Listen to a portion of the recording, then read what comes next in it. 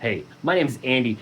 For the last several weeks, I've been testing out the Wondermaker ZR. That's this 3D printer here. It's been courtesy of SaneSmart. Let me flip the camera around and walk you around, show you what I like about this one, talk to you about a few things that I hadn't liked, and some of the things I would improve if it was up to me. Help you make the decision if the Wondermaker ZR is right for you or not. All right, so a quick tour around the printer here. You can see on the build plate, we've got a 300 by 300 build volume. I think it's 300 high as well. Plenty of room to build. You can see by the head back here, this is a Core XY printer.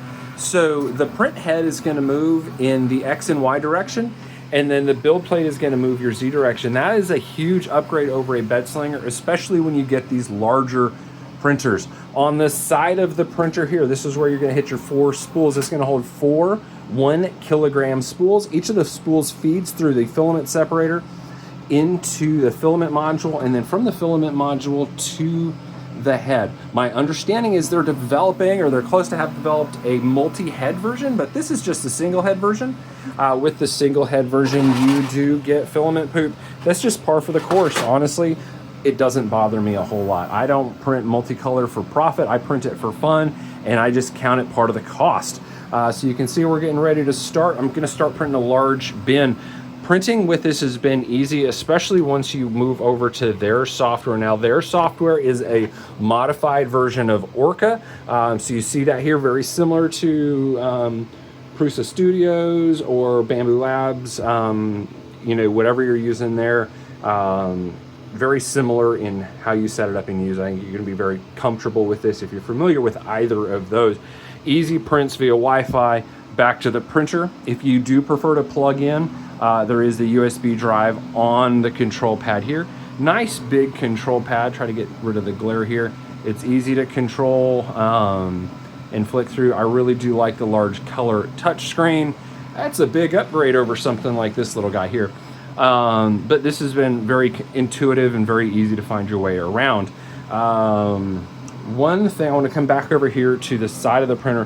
One thing that I wasn't thrilled about is this design here. If you're wanting to use a filament dryer with this, you got to find somewhere else to put the dryer, probably down below, so you can still feed through the filament separator before it goes to the module. I don't know if there is a workaround. Something I might ping Wondermaker about and see, hey, is there a workaround for this? Because I'd really like to be able to put this stuff in a dryer, not just leave it out. I think that's part of why I got such a poor print with this. Just the filament just needs to be dried. It's just too much moisture in it right now. So this printer, by contrast, it also would hold 4 spools on the side, feeds into the hub, and then prints to the print head here. This one, I'm able to run everything in a dryer first without any issues. So I think that's a design that I really like about this one, that the Wondermaker I just not super thrilled about. But some things that I've been printing on this, doing multicolor stuff. I got this Charizard, Mega Charizard, one of the other letters, I don't know if it's X or Y. A little bit of stringing in there. I hit this with a heat gun, that it'll all clean up, but pretty honestly is really good detailing. A lot I know is the print file, but it printed out pretty well. This heat forge is one of my favorite things that I have printed on it. This Mario looks super good, and the printer had no problem handling this one. The multiple color changes, obviously in a heat forge kind of print, it's one layer at a time, but I thought it just did a bang up job on that. I printed out this Nintendo controller. You can see there's some issues in the ironing. That's something I can tweak out in the slicer settings, and then my fault here, I popped those 2 little buttons off. They didn't adhere very well when it printed, and so I just got to glue those back on, but I was happy with this. All these I printed multicolor. This one I printed these little buttons 1 color at a time. You're able to print by object and space it out far enough on the plate. I printed all 3 of those, plus this little black case thing in one shot. No problems at all. So this is a fun little fidget that my son enjoys.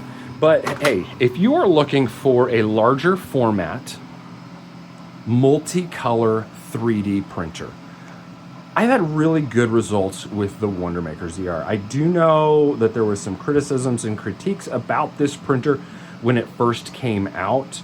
I know it's their first run on a large run printer, but I've been happy with it. I do like having just the larger format.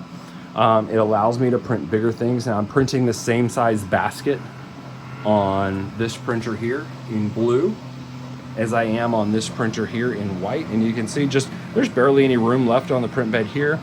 And I got a lot of margin here. This print would not fit on that printer. So I like having that larger printer. I don't do a ton of batch printing. I don't do a ton of manufacturing.